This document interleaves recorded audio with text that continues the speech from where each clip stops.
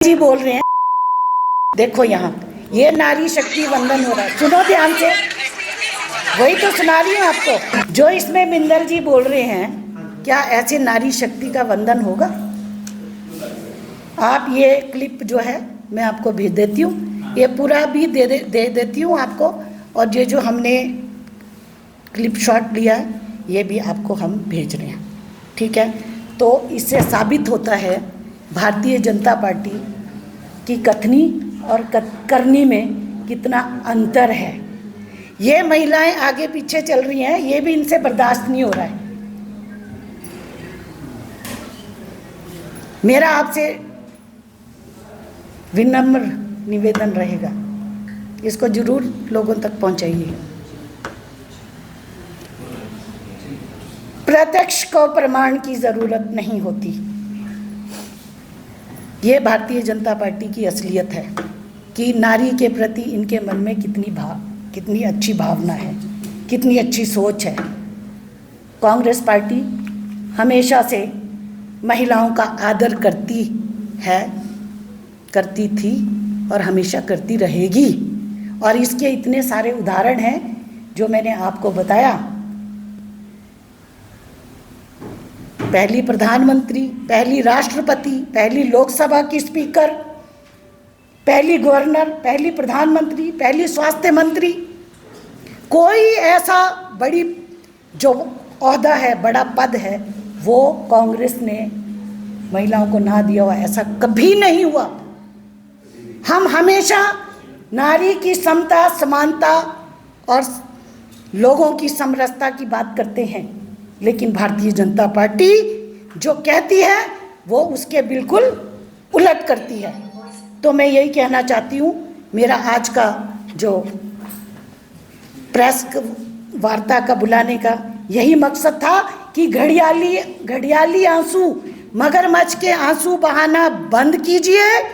543 जो सीटें हैं उसी में से आप पिछड़ा वर्ग, अति पिछड़ा वर्ग, ओबीसी की महिलाओं को 33% आरक्षण दीजिए और सचमुच में महिलाओं के प्रति अपने दिल में मान सम्मान रखिए। तो भारतीय जनता पार्टी को कांग्रेस पार्टी पर किसी भी तरह से उंगली उठाने का कोई भी औचित्य नहीं है। कांग्रेस पार्टी ने हमेशा महिलाओं को आगे रख के चली है, हमेशा आगे रख के चलेगी। यही मेरा आज का। हम तो दे रहे हैं, अभी हमारी जिला में देखो 2 अध्यक्ष बनी महिला। अभी हमारी कार्यकारिणी का अभी पूरी कार्यकारिणी नहीं बनी है हमारी, ठीक है। इसीलिए तो आरक्षण, इसीलिए देखिए, इसीलिए तो हम लोगों इस आरक्षण को जो ये लेकर आए हैं, इसको हमने पास किया ना सर्वसम्मति से। इसीलिए किया क्योंकि आप सभी जानते हैं, आप सभी को मालूम है, हमने करके दिखाया ना।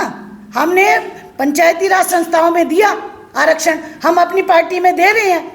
मेरी बात सुनिए, मैंने आपकी बात को अभी बोला ना, इसीलिए महिला आरक्षण की ज़रूरत पड़ी है। महिला आरक्षण की किस लिए ज़रूरत पड़ी? पंचायती राज संस्थाओं में पहले कितनी महिलाएं होती थी? बहुत कम होती थी।